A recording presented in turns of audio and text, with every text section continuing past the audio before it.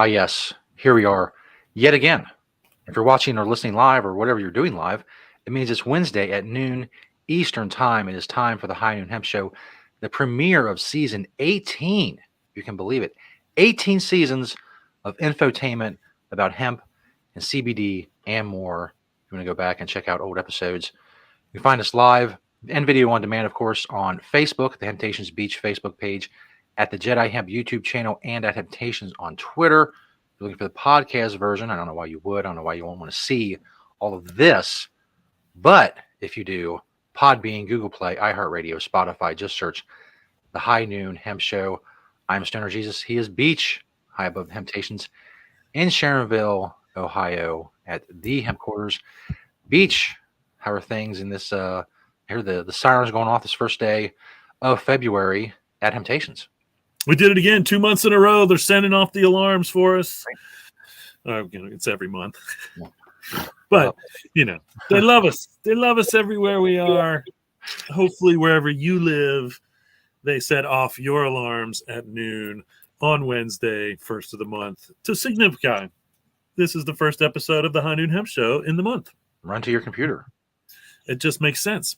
Yeah. So, welcome everyone to the High Noon Hemp Show. It is true. I am Beach. I am high above the Sharonville location in the Planet Everywhere studios for this, another glorious episode of the High Noon Hemp Show.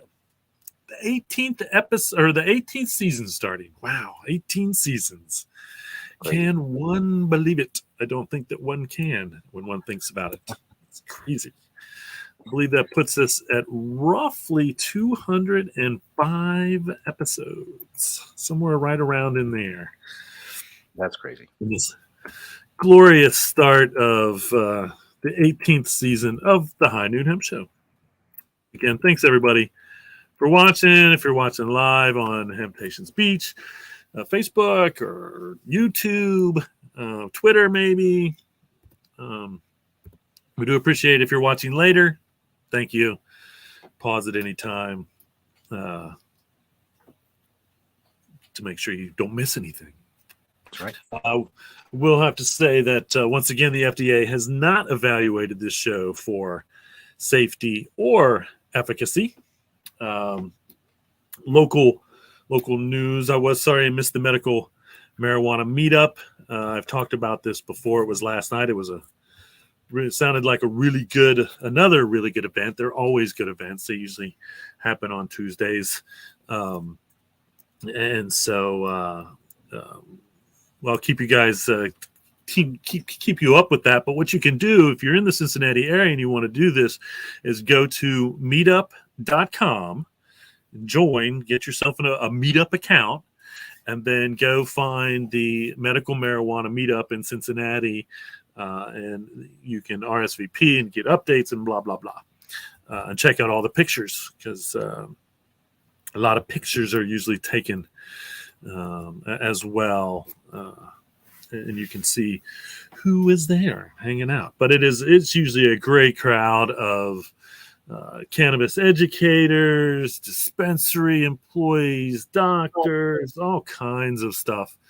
And the reason that I try to go, and I've been not holding up to my end of the bargain here these last couple ones, is to represent kind of the industrial hemp CBD side of cannabis there. Not that there aren't plenty of people there to do that. But I need to get motivated myself to get over to these because they're really good events, really fun.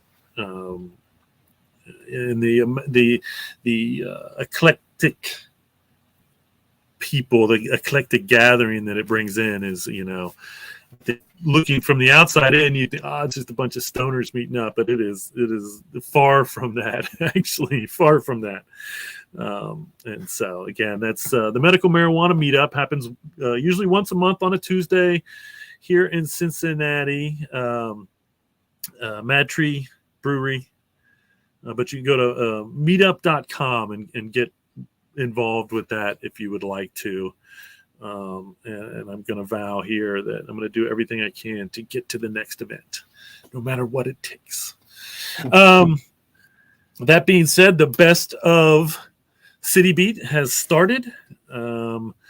We want to make sure and you can just go to citybeat.com, click the best of voting button, and vote for us. The four main categories we're looking for. We have won 3 of these categories before. So Smoke Shop, Best Green Sustainable Store, which is my favorite win out of all of them. Best CBD Store is on the list, and then podcast for the High Noon Hemp Show.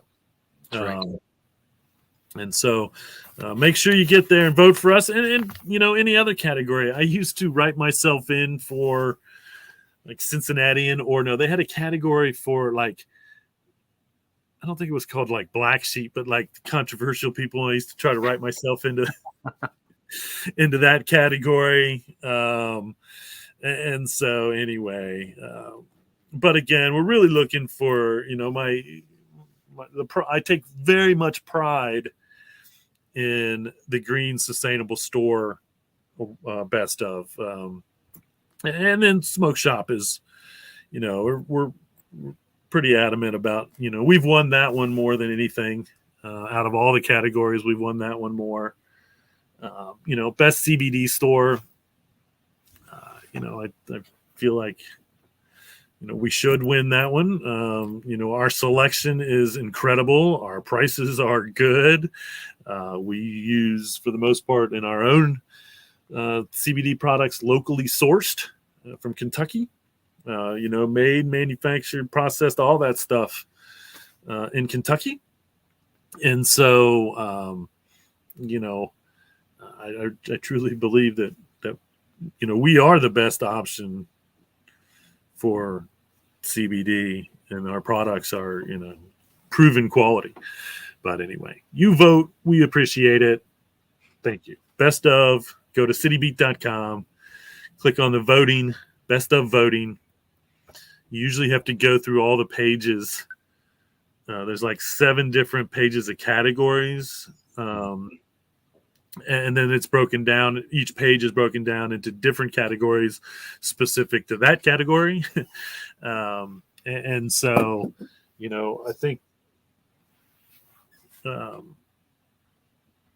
I think we're on most of everything is on a different page. So the Smoke Shop is on the retail part of things. CBD is probably on the same page. Even Green Sustainable Store might be all on that same page. And so, but I know you have to have, in the past, you had to at least vote for a certain amount of things. So find some other categories, either write us in, or find some other categories of things that you really like and vote for them. Okay. And I'll try to get some local businesses like Birds Unlimited that we love, and some other places. I don't want to give anybody any ideas. Vote for who you want to vote for, because that's the way it should be. Don't vote because I want you to. Vote because you want to. That's right. And so we appreciate it. We didn't try anything last year, and we still placed top 3 in 3 of the categories without doing anything. I didn't promote it. I didn't talk about it. I'll probably make a graphic like I usually do, just to remind people how to do that. And so, there might even be a category for best meetup group, which should be the medical marijuana group. And so if there is a category for, local meeting, write in the medical marijuana meeting that happens once a month. Meetup, I should say. We missed Gatewood's birthday last week. It was kind of weather and everything. I just kind of said, I'm going to call it off. So that's why we didn't have a show last week. Every once in a while that happens. Mm-hmm. I think I should be allowed to take a day off. But we try to be here every other Wednesday, every Wednesday. But Gatewood Galbraith, again, I say it every year around his birthday, is one of the greatest hemp advocates, one of the greatest cannabis advocates that ever lived, literally fighting for the laws, fighting laws as an attorney in Lexington. He ran for governor 5 times, and every time hemp was a part of the platform. Cannabis was a part of the platform. He did not shy away from the subject. He was not afraid of the subject. He was very educated on the subject, and he was just a great man when it came to advocating for industrial hemp.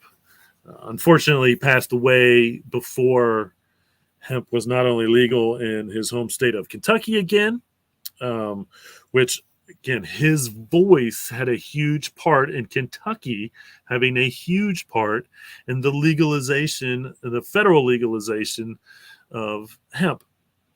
And so, again, if you believe he's looking down and is super proud of what's going on with hemp, if he was alive still, he'd say the same thing I do almost every week.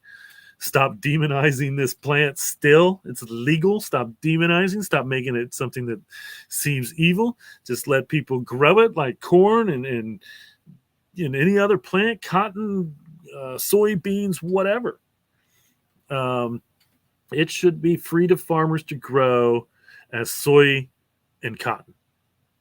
You don't have to buy any special license. You don't have to have any special regulations to grow those plants. I don't, want it to be taken over from the genetic modifying, which it doesn't, it won't, like soy has,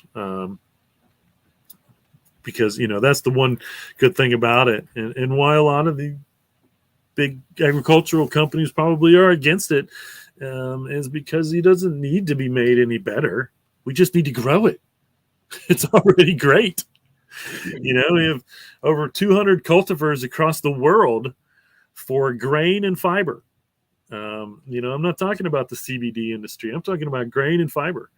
And that's what Gatewood was fighting for, because we didn't have a CBD industry before Gatewood passed away. We knew that CBD was great.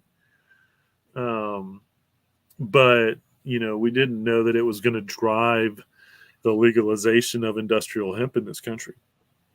But it's the fiber and grain that is just unbelievable and does not, it only needs to be adapted to possibly different climates. If we bring a seed from South America that's good in South America up here, it might be a little bit more difficult because of the climate change. But guess what? It will still grow and it will still be viable. We may have to adapt a little bit, but it's all very possible. It doesn't matter where you live. You can grow hemp for one reason or another. That's for sure. So happy birthday, Gatewood. We miss you. I miss you. The world misses you. Cannabis misses you. Thanks for everything you did. Indeed. All right. Let's get on to the product spotlight. 4 from the store, 1 from my door. This week we have more. The first one is these new TKO THCO gummies. The THCO and the THCP are definitely gaining in popularity. Once again, extracted and made from industrial hemp.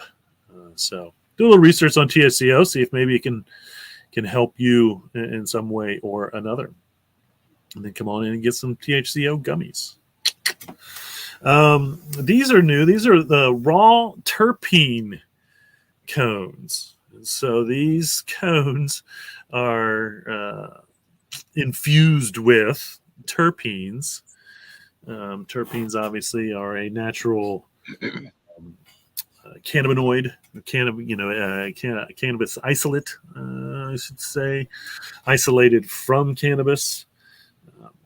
Mostly the terpenes we know give a flavonoid or a flavor to the cannabis, or are responsible a big part of the flavor or taste of cannabis is in the terpenes.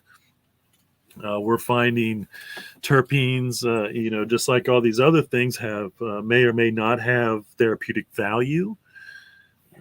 Again, as part of the entourage effect, to have them in there with everything can only be beneficial. And so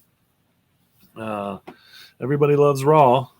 I know that. And so these are new to the raw market, terpene infused cones. So give those a whirl.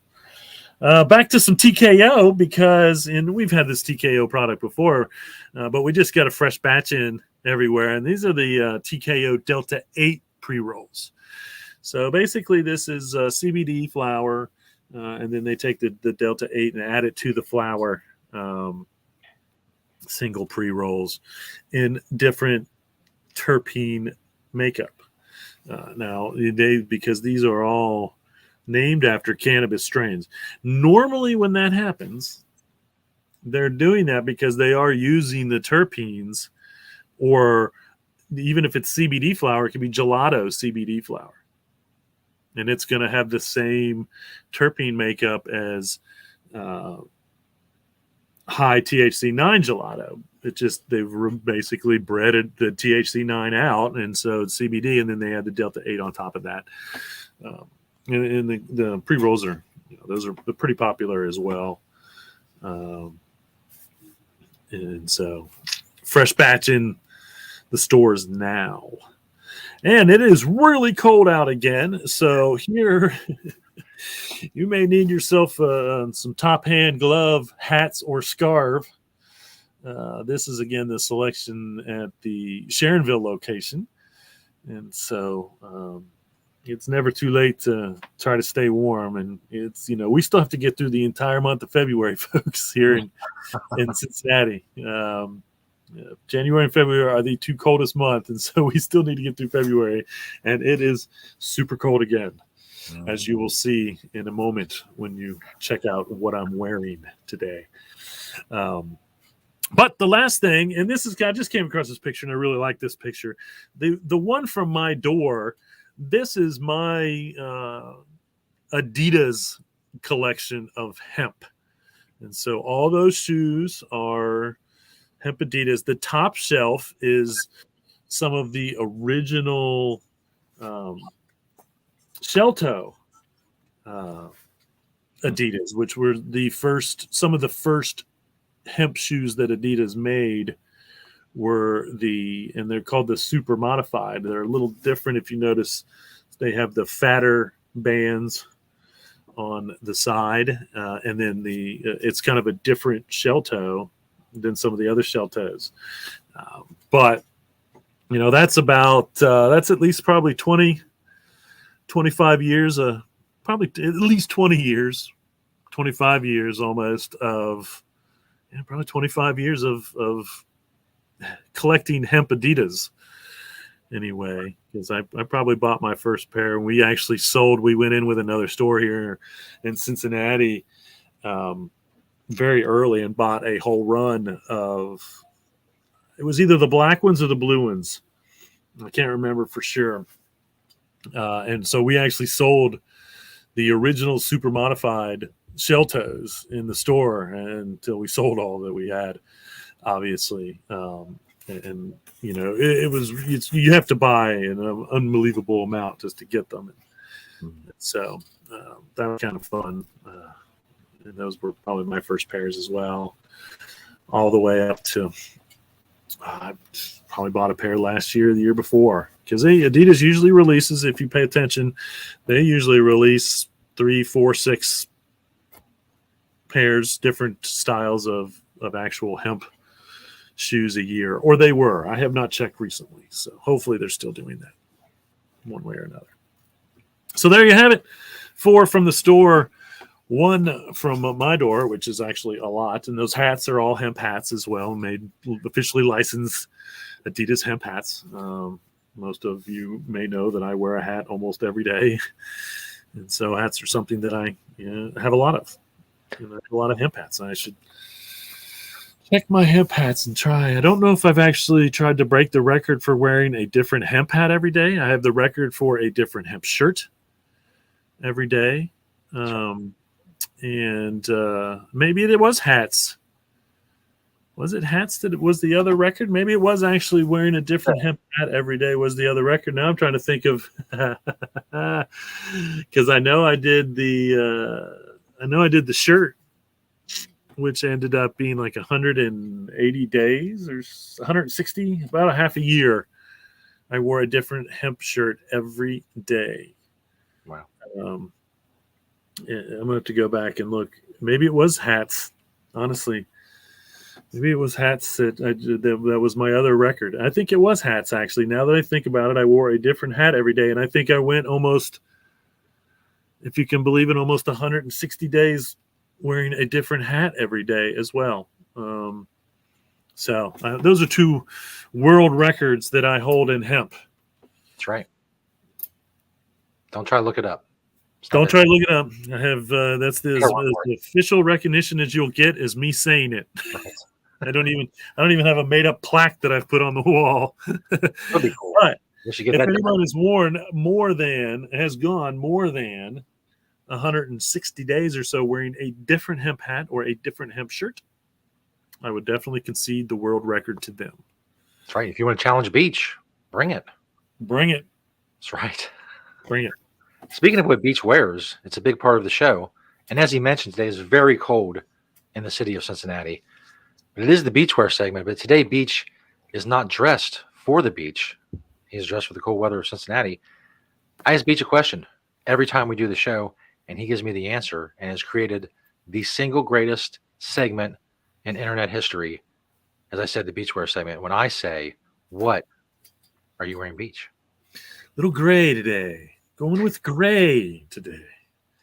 It's true. If you're curious what I'm wearing on Wednesday, which is one day of the week, just like every other day of the week that I wear hemp pretty much head to toe.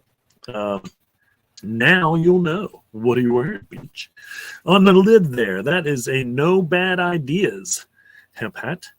My jacket is actually Holden Company, which is a big name in snowboarding skiing. I have a pair of snowboarding pants or ski pants that match this jacket, both using hemp in them. My hoodie I've been trying to break out the old Two Jupiters hoodies more because I have a bunch of them. These are super thick and nice and warm. Again, Two Jupiters, a company that I don't believe exists anymore, unfortunately. My T-shirt is a Young Maven, Hemptations University, printed here at Planet Everywhere tee. Kentucky Hemp Outfitter jeans, my favorite jeans on the planet. And of course, in my pocket there, you can see my Green Springs Technology pen hanging as it's usually in my pocket. I think I might have even lost it at this point because usually it's in, not hanging out. Then I've got I have a pair of Hemptopia boxer briefs, and then I also have on a pair of Hempus long johns. Again, I get cold easily, so I layer up. And so on the right there in the right-hand corner, I kind of folded them in half, but those are my Hempest long johns, which you may or may not be able to find at the hempest.com or the hempest.org. I forget what they are, but they're the Hempest shop site that's out in East. They have the store, I believe. They used to have a store. I don't know if they still have a brick and mortar or not. I sure hope they do. And then on the feet there, I've got a pair of Hemp Authority socks. I love the way they say hemp so big. And of course, I've got my long johns tucked into them. And then a pair of, yep, you guessed it, Adidas Sambas. Again, and the funny thing is about these Adidas Sambas, these may be one of the newest pairs that I have, because I looked at the picture and I don't think that this particular style and color of gray is in that picture. And so this may be one of the newest. They feel like they're really new that I have. All in gray, folks. So there you have it. If you're curious, what are you wearing, Beach? From head to toe, it's always hemp. And now you know. Indeed. All right. All kinds of stuff going on in the world. You know, we miss a week, and, you know, that's what happens. So the FDA has officially announced, this is great, I love this. They have officially announced that the existing regulatory frameworks are inefficient for allowing CBD in foods and supplements, which is 100% their fault. It's like because everyone's hounding them to do something, they're going to tell us that they haven't done anything. The whole argument is for them to do something is the fact that, yes, the existing regulatory frameworks are insufficient. That's why we want them to do something. So thanks, FDA, for telling us why we want you to make some type of something judgment call on CBD. Now, it does say that it is going to work with Congress in figuring out these regulatory frameworks for adding CBD to foods and supplements and whatnot. But again, these are 100% their fault. And so thanks for letting us know, FDA, that you haven't done anything. But that, you know, it is good that they came out and admitted that they haven't done anything, and then hopefully once again they're going to be true to their word, and we're going to get all this figured out hopefully sooner as opposed to later. I don't know. And again, they also made, and this is what I found interesting, they also made some announcement how CBD may have negative long-term effects, and I believe that this stems out of their only approved CBD drug, which they approved for children. It's an inhaler for seizures. They approved, okay. But apparently in those trials, or when they were studying that, they found that CBD may cause liver damage. I don't see how. I want some science to prove this. That's for sure. But I believe that's really what they're going on. That's all we know. It wasn't obviously enough that they wouldn't approve the drug for the children. Yeah. But that's the one thing that I have seen they like to mention. So I feel like there was something in those original medical trials or something that showed that CBD may cause damage to the liver. And so let's find out if that's true or not, obviously, one way or another. And again, that depends on how you would ingest it as to whether it would even go through the liver to begin with. And so, but either way, we want to know. I want to know. Everybody wants to know if it is true. Nobody wants that to be happening. But let's not base everything that they think on this one thing that may be obviously not as harmful as it sounds because they approved the drug. But we'll see. So the FDA will hopefully quit dragging their feet, or we'll come up with some studies that prove one way or another. If that's their concern, then let's figure it out whether it's true or not. Hong Kong's ban on CBD has started. If you didn't know, don't go to Hong Kong with CBD. It is now in the same category as cocaine or heroin, and would come with I believe, a mandatory minimum 7-year jail sentence if you're caught with CBD or cannabis, just about, I guess, in any form in Hong Kong. So be careful. Be careful when traveling to Hong Kong with CBD. And of course, be careful traveling anywhere with CBD. Other than, you're pretty safe in the United States these days. Even though every once in a while we still see something that happens at an airport or something where somebody that's uneducated doesn't know, but you're pretty safe in the United States. But if you're traveling abroad, please make sure that you learn the local laws and customs, so you don't find yourself locked up overseas for such a silly thing to begin with. Tuft and Needle is having a 25% off sale on their hemp sheet sets. So I think you just go Tuft, T-U-F-T, and Needle. I don't know if it's tuftandneedle.com or where their website is, but they're doing a 25% off sale, which will include their hemp sheet set that they sell. So if you're looking for some hemp sheets and you don't want to spend as much as you have to, or just check them out to see whether they're worth it or not. Tuft and Needle is where those are located. It's interesting because Georgia basically just lifted a ban on Delta 8 because the police went in, raided shops. It was found that, once again, they had no legal authority to do this. And so now, because of that, they're going to try to ban Delta 8 again. And so if you live in Georgia, get a hold of your representatives and tell them that that's just completely ridiculous idea and not fair.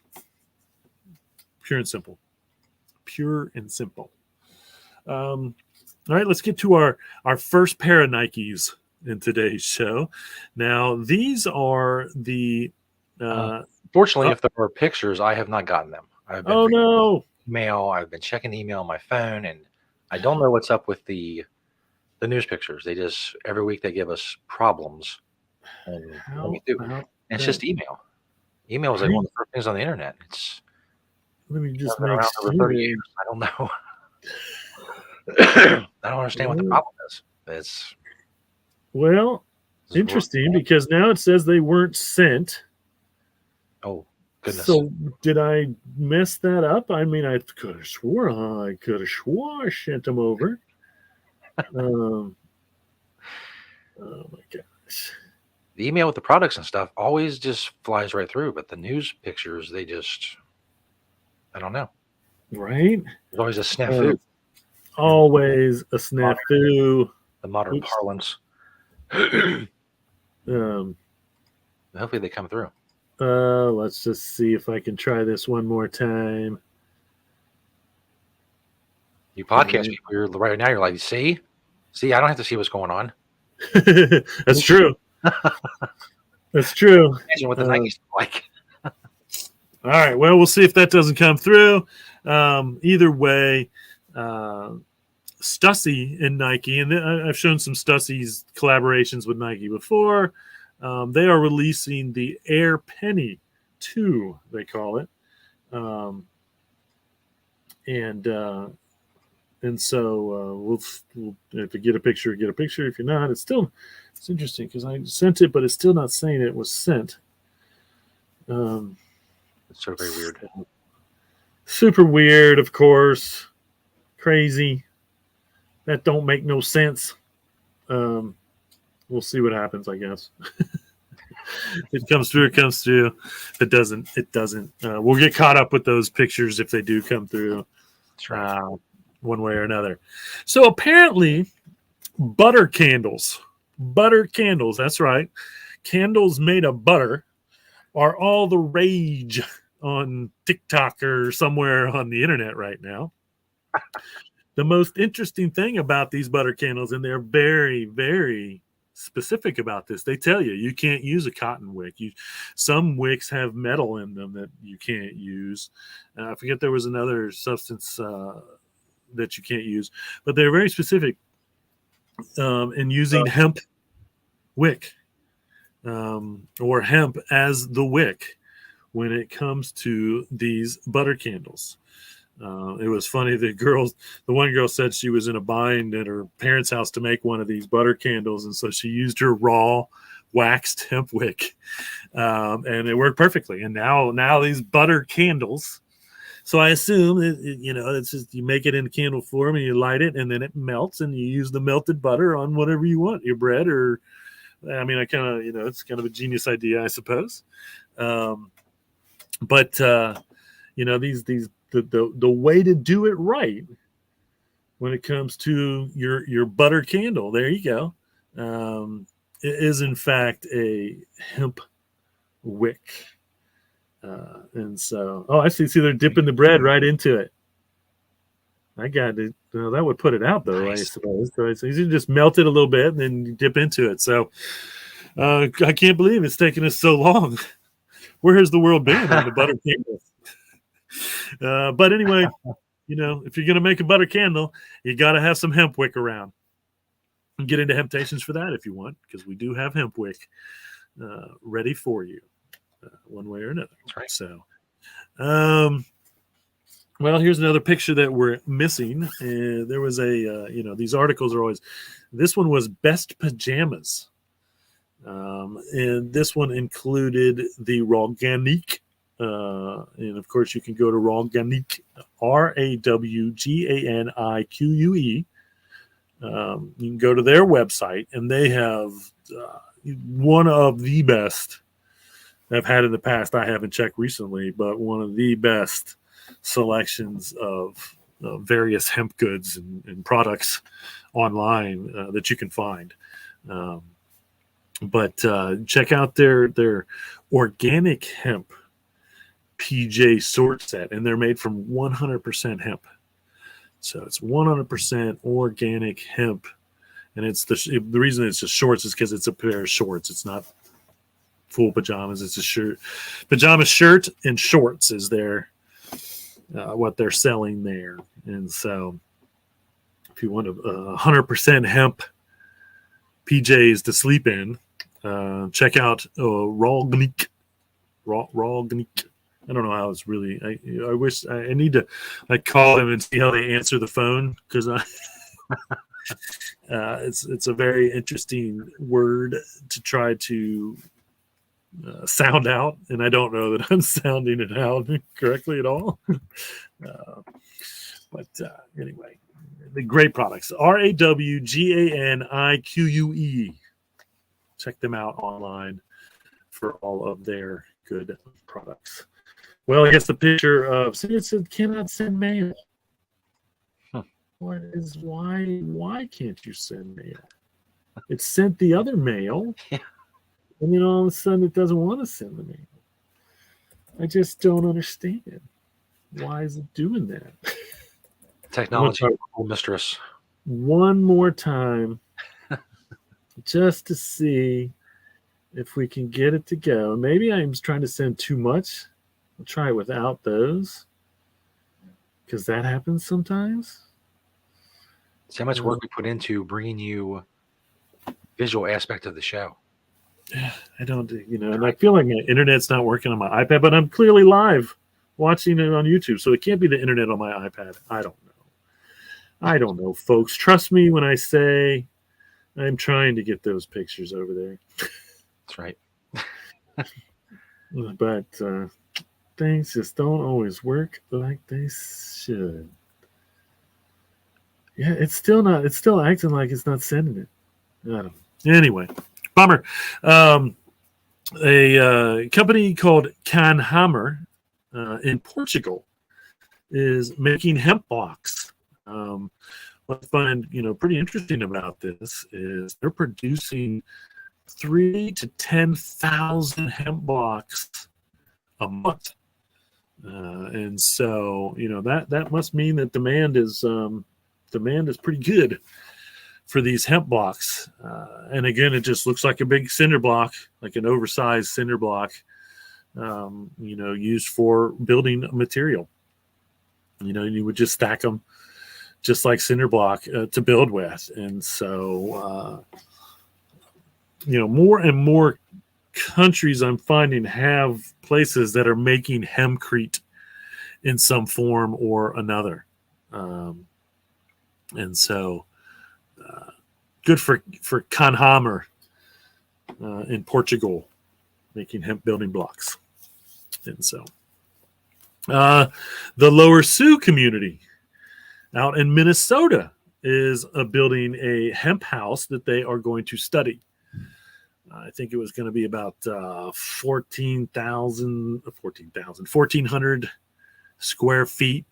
They're going to study the thermal insulation properties, the durability, all kinds of different things in support of wanting to and already growing industrial hemp on the Lower Sioux Reservation. And so it's going to be really interesting. Again, the more study material, and of course, hempcrete is now acceptable to use in 49 out of the 50 states in the United States. And so the more studies that we see like this, the better it will be to back up the sustainability, the strength, the natural properties that make it superior to hempcrete in some sense or another way, or concrete in one sense or another way, antimicrobial, antibacterial. My understanding is it is just as strong, but actually lighter. So we'll see, what kind of information the Lower Sioux work out there when it comes to this hempcrete house that they're building. And of course, they want to grow the hemp, or they are going to grow the hemp, I believe, that they're using. Thinking more on the locally side of building, which is also good, because the further these materials have to go, the more problems that the planet has. So we need to be reducing these things. Well, here's one picture I'm sorry you're really going to miss. There is a medical cannabis dispensary in Mississippi, and I just truly love their dedication to hemp. They're using hemp in the floor, the tables, the counters, and even picture frames. And I built a hemp press board. Or I should say I cut a hemp press board picture frame once for a big poster. I need to find that and see where it is. But these are made, and it looks like this is hemp wood coming out of Kentucky, yeah. And I know that hemp wood is, the flooring and making these materials. And so one thing I can say is that, it wasn't by any close means the cheapest route to go to do what they're doing. And so I really commend this dispensary for committing to industrial hemp and using industrial hemp in another manner in their dispensary. And so thanks for that. It's in Mississippi. You have to maybe find out what the name is. There you go. That counter is that counter he was standing in front of was made out of hemp. There it is. Now the might scan through the next picture, which is the one I really liked. Yeah, there's the picture frames that are up on the wall. And so here you go. There's the floor, that table, and the picture frames in that picture. That's the picture I had. And so, what a great. I want you to note that he has a Just Do It t-shirt on, because I'm going to talk about that in a minute as well.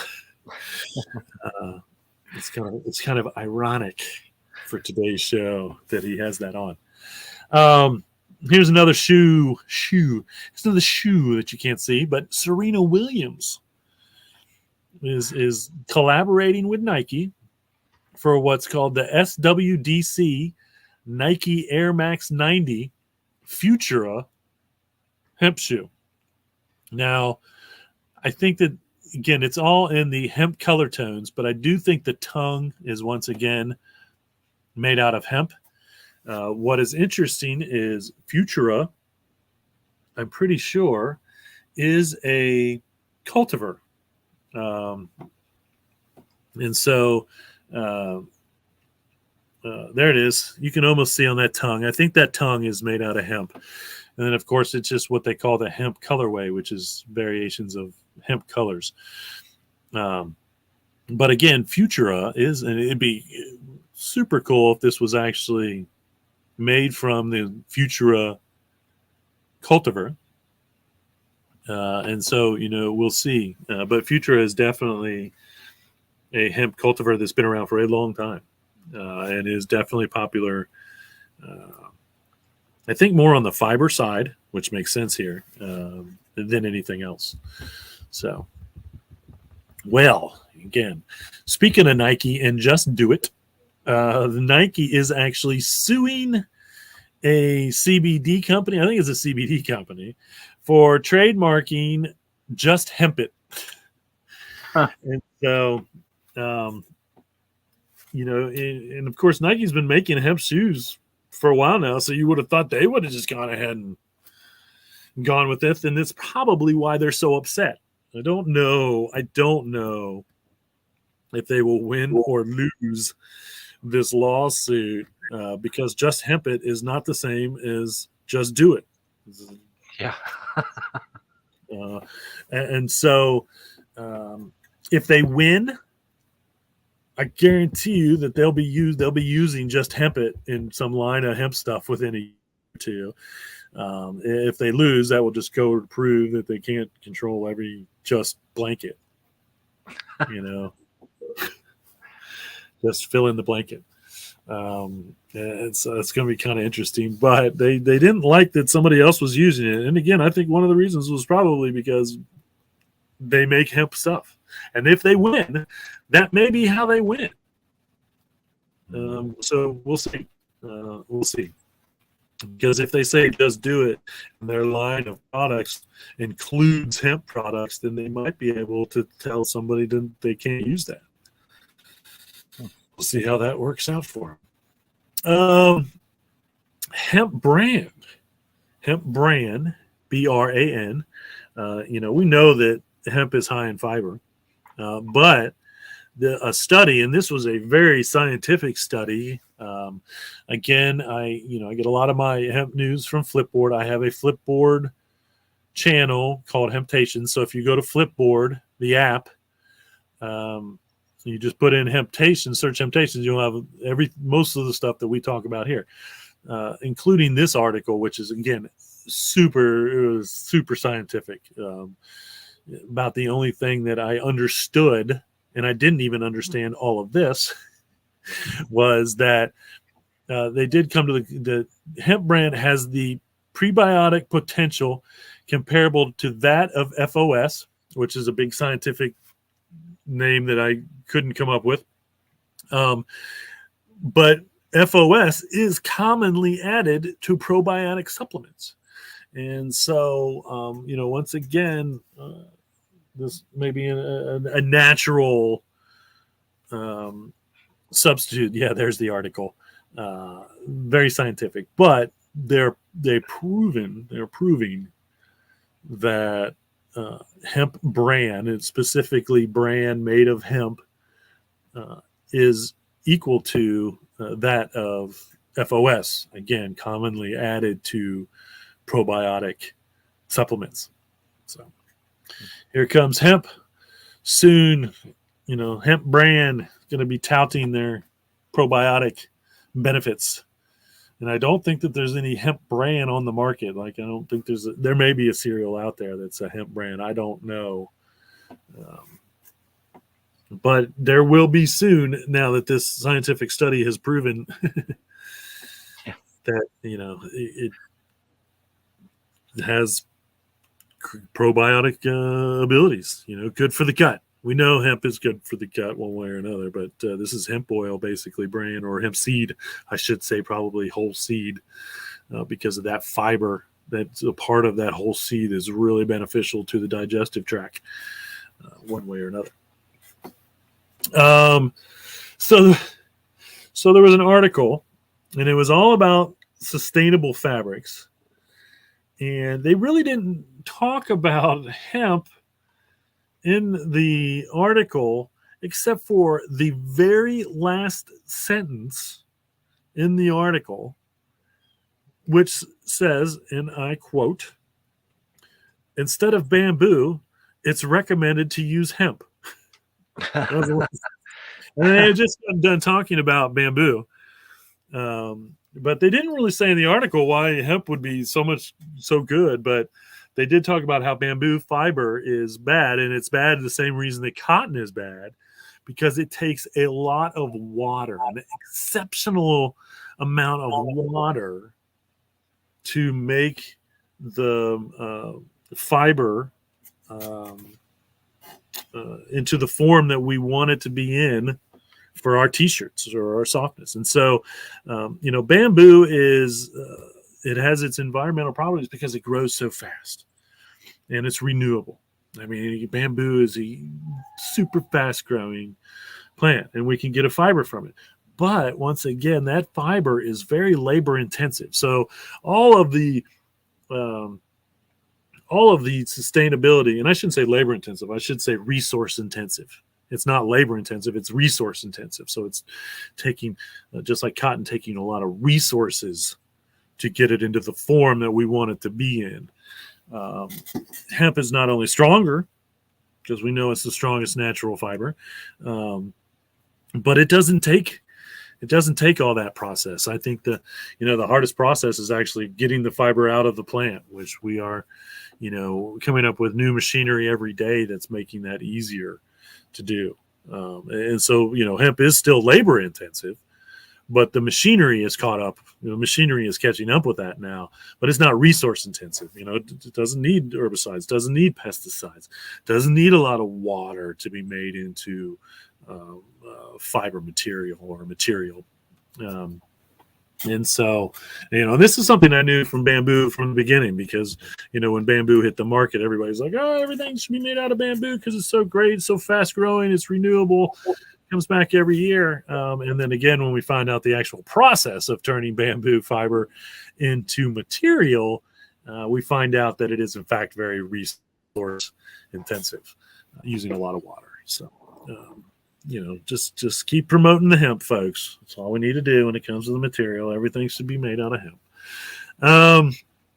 Another picture we're really going to miss out on, but MoMA, the Modern Art Museum, famous Modern Art Museum, has built this big, huge, it's a temporary 3-tower structure. And it's actually built out of, and you can walk into it, it's actually built out of mycelium and hemp, which we're seeing a lot of this mushroom / hemp material as well. And it's kind of like a plastic. Again, this is something that could replace quite a bit of the plastic. Hemp can replace quite a bit of the plastic. There it is. And so, this structure over on the right there, I don't know if that's all the structure or not. That whole thing there, and again, it's temporary, is being built out of basically mushrooms and hemp material. It is temporary, so I don't know what's going to happen in the end to it. Be interesting, and for one thing, to see how it holds up under weather, or how long. I don't know, they're going to leave it outside, but it would definitely be very interesting to see how well it holds up under the weather and whatnot. Hemp composite is biodegradable, it's decompostable, and now maybe by adding the mycelium it may break down slower, I don't know. But anything that we make out of hemp composite, if you put it in the elements, it will break down slowly, or quickly, depending on, its consistency. That's another beautiful thing about hemp composite replacing oil-based plastic, or 60 to 70% of it, is the fact that, when it goes to the landfill, it'll just break down. You want to throw it in your backyard and let it break down. You want to, it's all hemp composite should be compostable. No, I'm sorry. All hemp composite should be biodegradable. We can make compostable hemp material. The hemp tensils that we sell, the hemp straws that we sell, those are actually compostable, which means it will break down and go back to nature within 3 months or so, I think is the time frame that they want to be considered compostable. compost to be able to throw in your compost pile and break down. Biodegradable may take more time, but eventually will break down completely into natural material again as well. So cool, MoMA. That's a pretty neat little art installation / building. Find out. I have to. I guess it's find out exactly specifically where that is and go visit it. Women's World article: having trouble falling asleep? Skip the melatonin supplement and try hemp seeds instead. And this is just hemp seed. They're not even talking about CBD, which we know helps a lot of people. And the reason that they say, it could help with sleep is research. They say research has shown that it lowers your risk of heart disease, reduces symptoms of menopause, supports gut health, which we just found out about, and brings down cholesterol levels, which is something that we have seen that hemp hearts and hemp food lowers cholesterol. So, I've seen some other articles about how just hemp food or hemp seed oil can help with sleep because, again, it has high in protein, omega-6, omega-3, essential fatty acids, vitamins and minerals. And so it just helps put the body in homeostasis, which is everything working well, and should then help with sleep issues possibly. So, and again, this is not CBD. This is just hemp oil, hemp seed oil, hemp food, period. Adding it to your diet, as I have been touting for the last 3 years, is one of the best things you can do. If you're a vegan or a vegetarian, it's a no-brainer. If you're getting up there in age, it's probably a no-brainer to add hemp foods to your diet and eat it every day, because of its health benefits that we know about. All right, last article of the day is the USDA has actually, they're doing these weekly now. I guess it's starting just recently. They're going to do weekly hemp reports. Now, this hemp report shows how much hemp was imported in a week in the United States. Okay, so it was roughly 60,000 kilograms. I didn't do the math to figure out what 60,000 kilograms is, but it's a lot. And it basically broke down, and this is kind of interesting, is hemp oil was 13,000 kilograms. And the article even itself doesn't say whether that's CBD or just regular old hemp oil. I would say that it's probably just regular old hemp oil because, every grocery store has hemp oil on the shelves, one way or another. And I can also say that I think that we're importing a very small amount of CBD probably. Most of the CBD that we have in the United States is actually being grown in the United States. And so it makes sense. It seems like it would be a category in itself, but it's not here, which is interesting. And so that's kind of confusing. Raw material. So we're talking about the fiber material, hurd, which we use for hempcrete. That was 16,000 kilograms. Oil cake in solid residue. Now, this is how they when they press the seed for the oil, you end up with this food cake or this cake, which then again, can be used in food material or whatnot. I don't know if the nutritional value, if there's any nutritional or a whole lot of nutritional value left in that. There should be some, but after they've extracted the actual hemp oil from the seed. So, and then yarn was 765 kilograms, but twine was 22,000 kilograms. So somehow we're importing, and this was in 1 week, an unbelievable amount of hemp twine. which I just I'm having real difficulties trying to figure this one out. In all honesty, but apparently hemp twine is more prevalent in the United States than I ever would have thought about. Because that's the highest number as far as what was imported in this one particular week, which happened in January. So some crazy numbers there. I'll see if they don't release these every week, and if they do, then I'll keep everybody. I'll just add it to the show if I can find these numbers every week to what they are. Then we'll just add that as a category, I suppose, is to import, and we'll see from there. I also really want to see specific growing. I want to know how much fiber we grew for. I want to know how much grain we grew.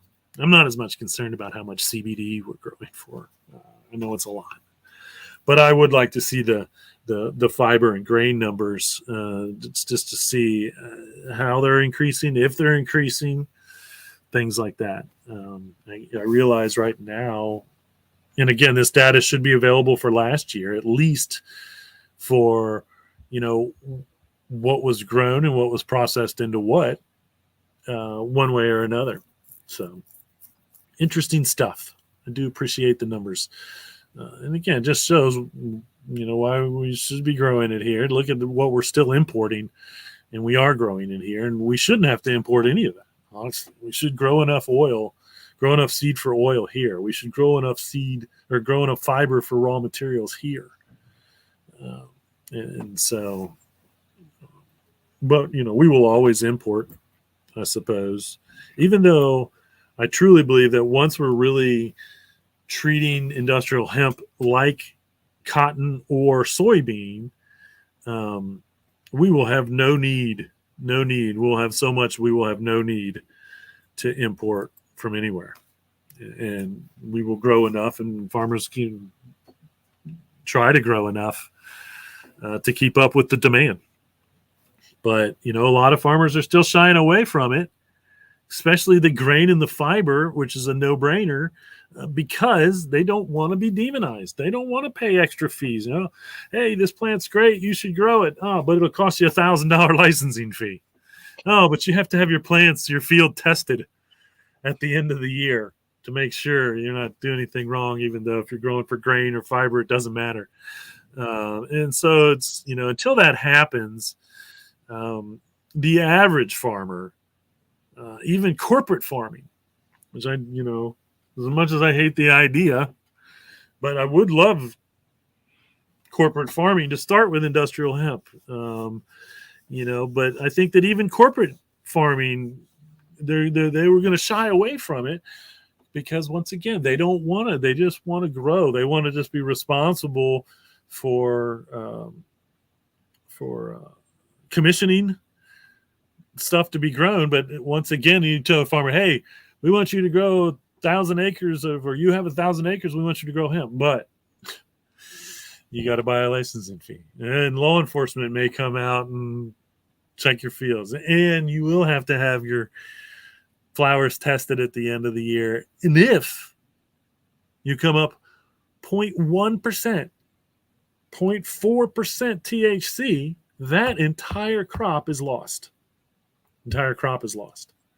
Now, you can get insurance for industrial hemp now, but I doubt that insurance will cover what they call coming up hot, which is having too much THC, that over that 0.3%, which is allowable in industrial hemp. And so, again, you tell a farmer that, if you told a farmer, okay, if you grow this corn and this corn ends up having too high a sugar in it, you have to burn it. No farmer's going to grow the corn. And that's exactly what's going on with hemp right now. Because of all these stipulations, the average farmer doesn't want to grow it. The corporations are, the corporations that are going to educate themselves, they would understand that it would be worth it. If you were going to grow 1,000 acres, then the $1,000 licensing fee doesn't seem like a big deal. It's only $1 a plant, or $1 an acre, I should say, to grow it. I think that knowing that you could lose your entire crop because of a couple percentage points, tenths of a percentage of THC Delta 9, that instantly just says, nope, no way. Not going to do it. No farmer, no corporate farming, nobody is going to want that, because that risk is then too high. Unless someone can guarantee, and we are coming up with seed that is super low in THC Delta 9, but unless that seed really comes with a guarantee and a money back return, the big guys are going to stay away from it. The average farmers are going to stay away from it. And so, that is what it is, and that's the truth of it.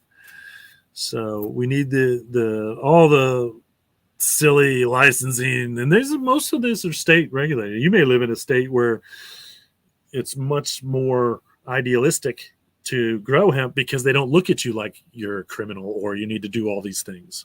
Now, I do believe that the testing part of it, that is federally mandated.